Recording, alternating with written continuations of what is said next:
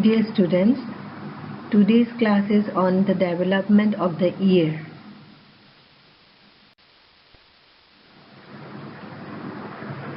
At the end of this class, all of you must be able to describe how the otic vesicle converts into membranous labyrinth. You would also be able to enlist the derivatives of utricular portion and saccular portions of the otic vesicle.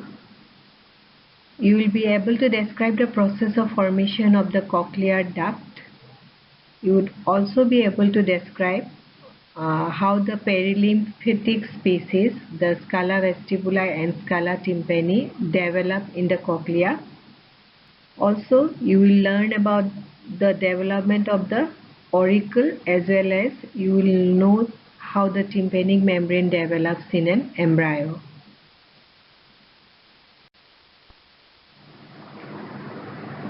The ear. All of you know the ear is the organ of hearing and equilibrium. The ear, it comprises of three parts: the external ear, the middle ear and the internal ear. As for the constituent parts, the external ear, it consists of the pinna, the external auditory meatus and the outer layer of tympanic membrane. You just look at the diagram and try to identify all this. And the function of the external ear is collection of sound waves. The middle ear, it consists of the ear ossicles, incus, malleus and stapes, and the inner layer of tympanic membrane. The function of the middle ear is conduction of sound waves from external to internal ear. As for the internal ear, its constituent parts are the bony and the membranous labyrinth. And the internal ear, it serves dual function. It converts sound waves to nerve impulses that lead to hearing. Also, it registers changes in equilibrium and balance. Now coming to the internal ear first, we'll see the development of the internal ear. So internal ear is the first of the three parts of the ears to develop. And I have already told you the internal ear, it comprises of an inner membranous labyrinth which lies within an outer bony labyrinth. The membranous labyrinth in the diagram, the orange color orange color area is the membranous labyrinth, and surrounding the orange color you can see the purple color area that represents the bony labyrinth. So this membranous labyrinth, it is filled with endolymph, while the space between the membranous and bony labyrinth is filled with perilymph. Now let us see the development of the membranous labyrinth. At about 22nd day of intrauterine life, the surface ectoderm on either side of the myelin cephalon, it thickens to form what is called the otic placode. The otic placode, it invaginates the underlying mesoderm to form a pit which is called the otic pit. Gradually, the margins of the otic pit, it approaches each other to form the otic or auditory vesicle, which is also called the otocyst. And after formation, the otic vesicle, it detaches itself from the surface, and few cells from the otic vesicle, it differentiates to form statoacoustic vestibulocochlear ganglia. You can locate the statoacoustic ganglion in the diagram number marked C. Remember, the otic vesicle is the primordium of the membranous labyrinth and its various parts.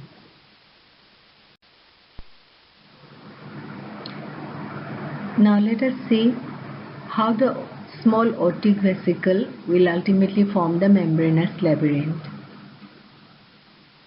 As you can see, Due to differential rate of growth in its wall, the otic vesicle is gradually transformed into a highly complicated structure, the membranous labyrinth.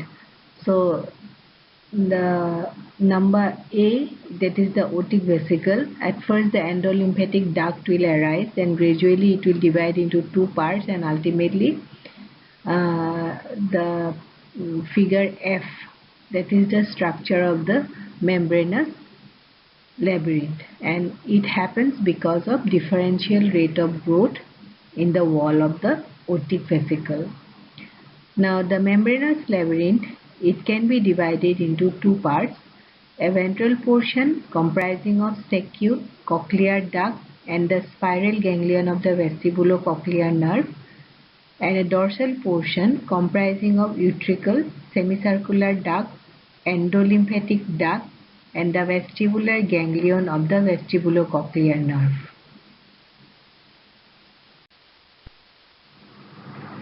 Saccule arises as a dilation from the lower part of the otic vesicle.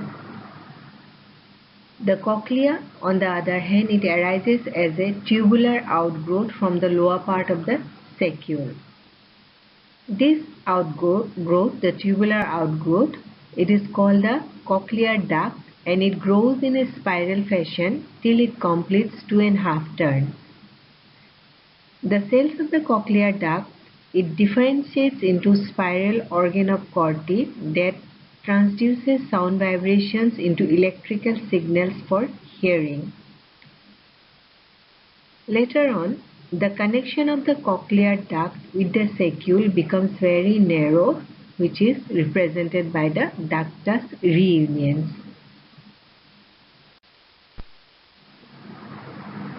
So, after the cochlear duct is formed, there is formation of two perilymphatic spaces adjacent to it. These two spaces are called the scala vestibuli and the scala tympani. Now let us see how these two spaces develop. In diagram A, you can see the cochlear duct and the surrounding is the mesenchyme. So this mesenchyme surrounding the cochlear duct differentiates first into cartilage, which is called the otic capsule. Next, in this cartilaginous cell, vacuolization occurs, leading to the formation of two perilymphatic spaces. The upper one is called the scala vestibuli and the lower one is called the scala tympani. And the cochlear duct is now called the scala media. As you can see, the cochlear duct is separated from the scala vestibuli by the vestibular membrane or Reissner's membrane, and from the scala tympani by the basilar membrane. The lateral wall of the cochlear duct, it remains attached to the surrounding cartilage by the spiral ligament, while its medial angle, it is connected to a cartilaginous process called the modulus. Modulus is the future axis of the bony cochlea.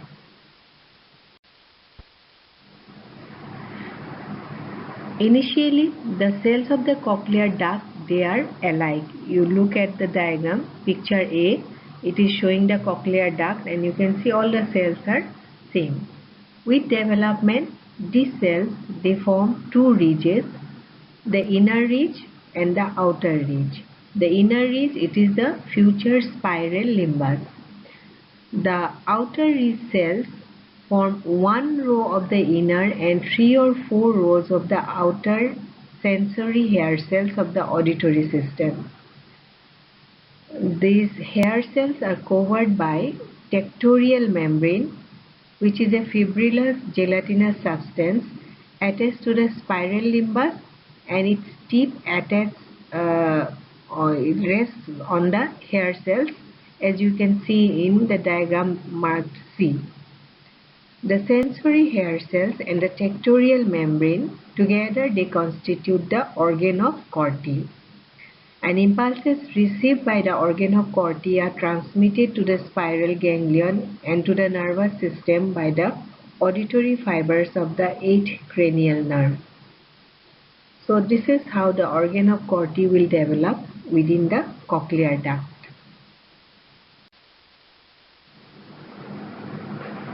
As for the development of the utricle and the semicircular ducts, the semicircular ducts, they appear as flattened outpocketings of the upper part of the otic vesicle. As you can see in the diagram, the central portions of the walls of these outpocketings, they oppose each other and then disappear, giving rise to the semicircular ducts. One end of each duct dilates to form the crus ampullary and the other end remains the same and form the crus non-ampullary. As two of the non-ampullary ends of two ducts fuse, only 5 openings of the semicircular ducts open into the utricle.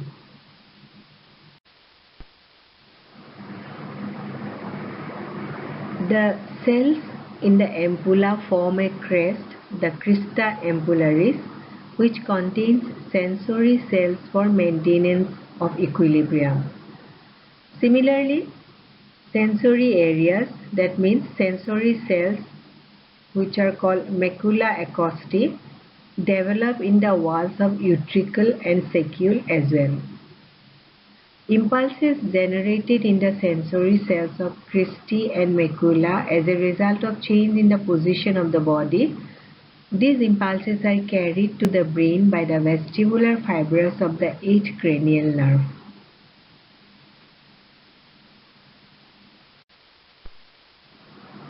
Now let us see how the bony labyrinth develops in the dorsal portion. So bony labyrinth, it is formed by condensation of the mesenchyme surrounding the membranous labyrinth.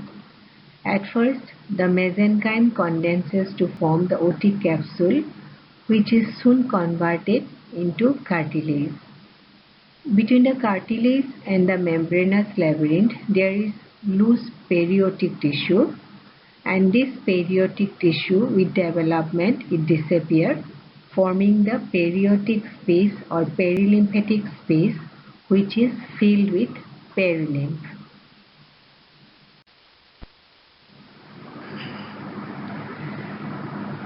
The periotic tissue around the utricle and saccule disappears to form a space called the vestibule.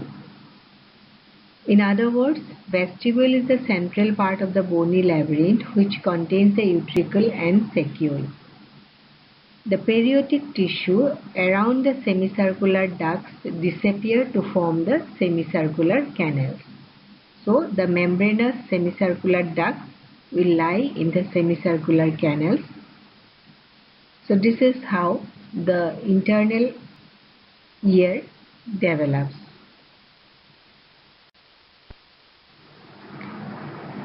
Now, as for the oval and round windows, you can see the scala tympani of the cochlear duct. Scala tympani is the lower perilymphatic space.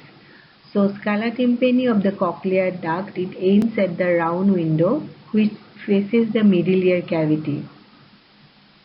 On the other hand, the scala vestibuli, it ends at the oval window which is connected to the stapes in the middle ear cavity. Now, sound wave is transmitted into the perilymph of scala vestibuli by stapes as shown, and scala vestibuli communicate with the scala tympani at helicotrema, which is a minute opening located at the apex or upper end of the cochlea. The sensory hair cells near the helicotrema best detect low frequency sounds, whereas the sensory hair cells, which is located near the oval window, it detects high frequency sounds.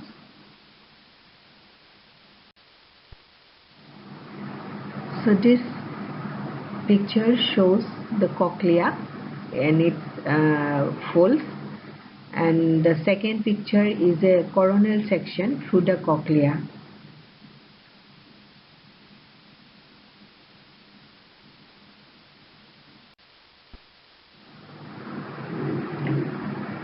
Now coming to the middle ear cavity. So the middle ear is also called as the tympanic cavity, and this middle ear, it comprises, number one is of a cavity, secondly it contains the auditory tube, which is also called the Eustachian tube or the pharyngotympanic tube, and the ear ossicles incus, malleus and stapes. Together they form the middle ear. For the development of the tympanic cavity and the auditory tube, I am not going in detail because we have already talked about it during the development of head and neck. Just remember, the middle ear or tympanic cavity and the auditory tube develop from the tubotympanic recess that develop in the first pharyngeal pouch. So the lateral wall of the tympanic cavity comes in contact with the first pharyngeal cleft to form the tympanic membrane. And for your information, the tympanic cavity, it communicates with the nasopharynx through the auditory tube or the Eustachian tube. The ear ossicles, malleus and incus, they are derived from the cartilage of the first pharyngeal arch, which is also called the Meckel's cartilage. And the stapes, the smallest bone of the body, is derived from the cartilage of the second arch, which is also called the Richard's cartilage. So this is from where the ossicles of the ear will develop. Now after formation, the ossicles, they remain embedded in the mesenchyme of the respective arch until the 8th month of intrauterine life. Now with development, the surrounding tissue dissolves, leaving behind the ossicles, and when it happens, the primitive tympanic cavity then extends along the wall of the newly formed cavity and connects the ossicles with the wall of the tympanic cavity. This is how the ossicles become a part of the tympanic cavity, and as a result of inclusion of the ossicles, the tympanic cavity is now twice the size than before.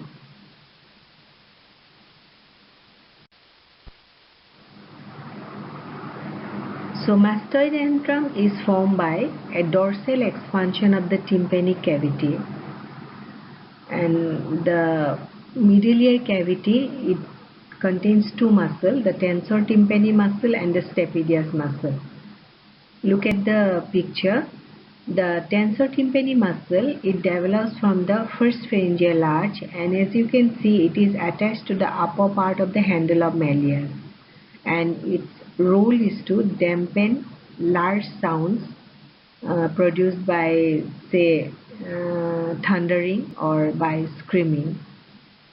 On the other hand, the stapedius muscle, it develops from the second pharyngeal arch and it is attached to the stapes. Its function is to stabilize the stapes, and remember, it is the smallest skeletal muscle in the body.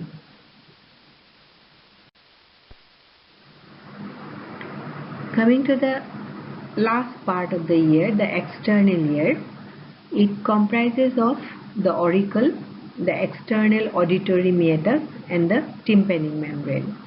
Now let us see how these parts develop. As for the development of the external auditory meatus, we have already talked about it. So the external auditory meatus, it develops from the first pharyngeal cleft. At about 3rd month of development, the epithelial cells at the bottom of the external auditory meatus, it proliferates, forming a solid epithelial plate which is called the meatal plug. In 7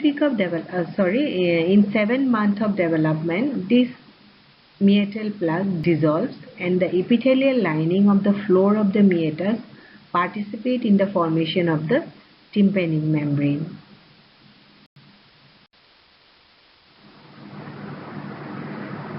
The tympanic membrane, which separates the external ear from the middle ear cavity.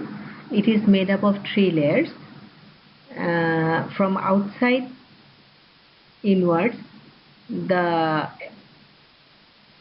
first layer is an ectodermal lining at the bottom of the external auditory meatus. So the middle layer, it is made up of connective tissue, and the innermost layer, it is an endodermal lining of the tympanic cavity. So together these 3 layers, outside ectoderm, inside endoderm, and in between it is the connective tissue layer. So together these 3 will form the tympanic membrane. Major part of this membrane is attached to the handle of the malleus. As for the development of auricle, the auricle develops from 6 mesenchymal thickenings called the auricular hillocks or auricular tubercle. These auricular tubercles, they appear as 3 each in the first and second pharyngeal arches surrounding the first pharyngeal cleft. You can look at the diagram. In the upper one, you can see the auricular hillocks, 3 in the upper and 3 in the second pharyngeal arch.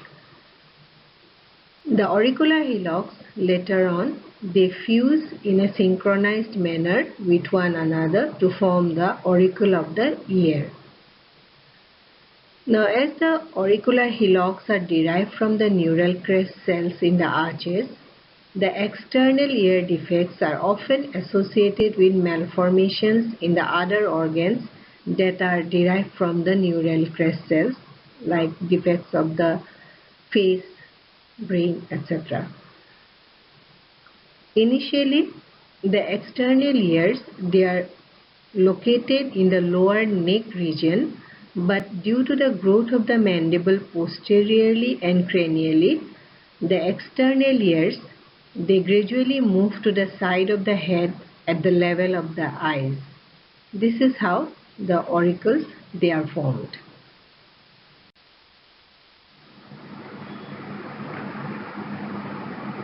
Now let us see how the process of hearing takes place.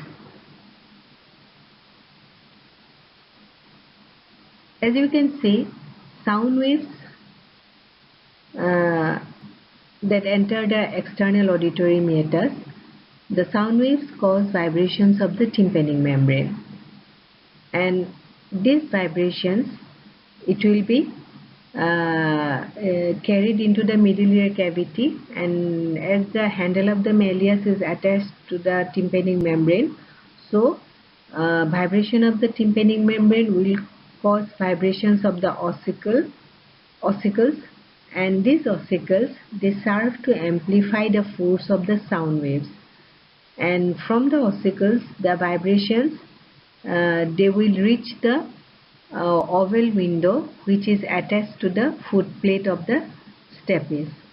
So the stapes transmits the pressure of the sound waves to the cochlea through the oval window.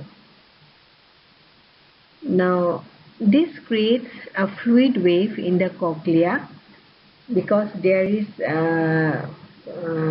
perilymph in the scala vestibuli, and oval window, it is attached to the scala vestibuli region. So these vibrations will create fluid wave in the cochlea, and it is balanced by the movement of the round window. The fluid wave, it moves small regions of the basilar membrane of the cochlea, and this movement is sensed by the adjacent hair cells in the organ of Corti, and they send impulse back through the fibers of the auditory nerve to the brain. So this is how hearing occurs.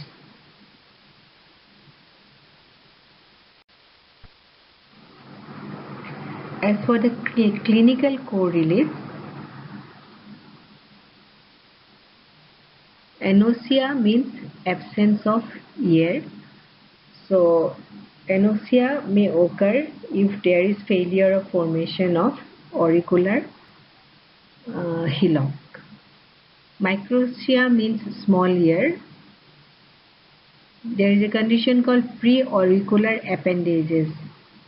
So preauricular appendages are skin tags found in front of the auricle, and the cause of preauricular appendages is formation of accessory auricular hillock. Sometimes in front of the ear there could be some pits. So these are called preauricular pits, which results because of abnormal formation of the auricular hillocks.